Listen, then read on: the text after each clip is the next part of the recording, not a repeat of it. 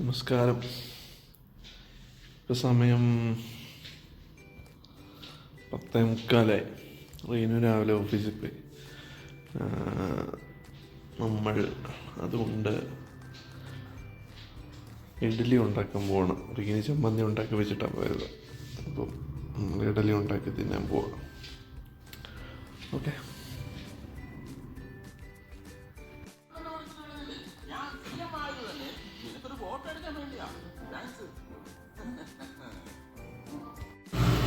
ലഞ്ചിന് തക്കാളി റൈസ് ഉണ്ടാക്കിക്കൊണ്ടിരിക്കുകയാണ്. ഇപ്പോഴത്തെ അവസ്ഥ.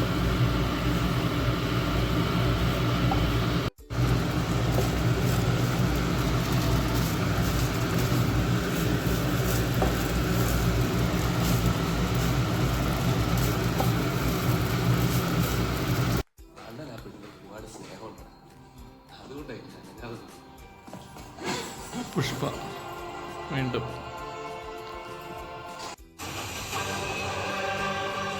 ഇങ്ങനെ 5 ദിവസത്തെ പരിശ്രമത്തിന് ശേഷം പുഷ്പ കഴിഞ്ഞേക്കുവാണ്.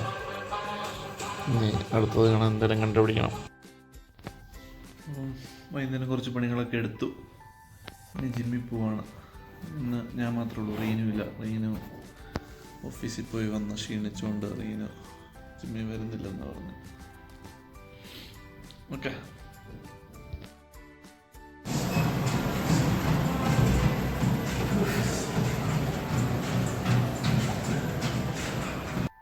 വർക്കൗട്ട് കഴിഞ്ഞ് വന്നു.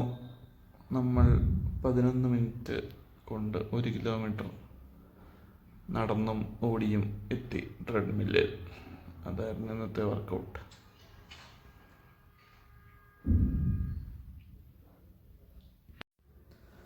സമയം 8:30. ഇന്നത്തെ പരിപാടികളൊക്കെ കഴിഞ്ഞ് ഫുൾ റിക്വസ്റ്റൊക്കെ ഇട്ടു. പരിപാടികളൊക്കെ ക്ലോസ് ചെയ്തു. ഞാനും റീനും കൂടെ ഒരു സിനിമ കാണാൻ പോവാണ്. സിനിമ കണ്ടിട്ട് ഒത്തിരി നാളായി. അപ്പം മാൾ ഓഫ് ഏഷ്യയിൽ പോയി രേഖാചിത്രം കാണാൻ പോവാം. രേഖാചിത്രം തിയേറ്ററിൽ നിന്ന് ഇറങ്ങാറായെന്ന് തോന്നുന്നു. എന്നാലും അവിടെ ഉണ്ട്, പോയി കണ്ടേക്കാൻ നിർത്തും.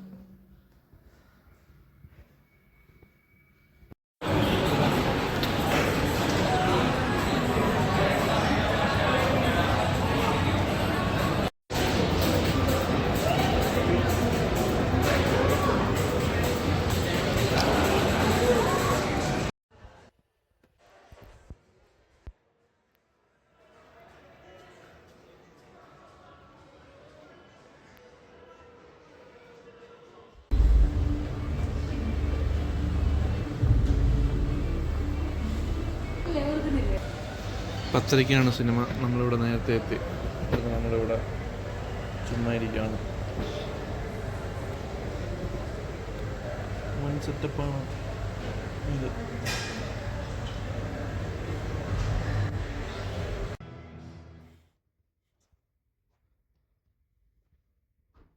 अरे बाबा, कोई भी हेल्थ इंश्योरेंस पूरा कवर नहीं करता. सिरिंज, कॉटन पट्टी, इन सब का पेमेंट आपको अलग से करना पड़ेगा. सर्किट ये तो ऐसा हुआ कि शर्ट खरीदा, बटन का पैसा अलग, जूता खरीदा, लेस का पैसा अलग, गाड़ी खरीदा, स्टीयरिंग व्हील का पैसा अलग. हेलो, हेल्थ इंश्योरेंस में ऐसा ही होता है. काश इसे किसी ने बताया. സിനിമ വലിയ കുഴപ്പമില്ലായിരുന്നു. ചില ലാഗ് ഉണ്ടായിരുന്നു അവസാനം, പക്ഷെ കുഴപ്പമില്ല.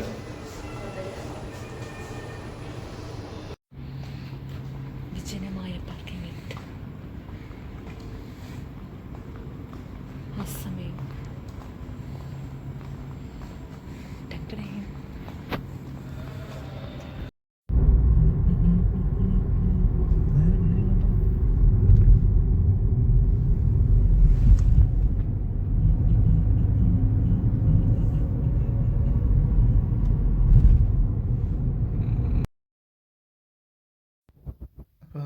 വീട്ടിൽ തിരിച്ചെത്തി. കിടക്കുവാണ്.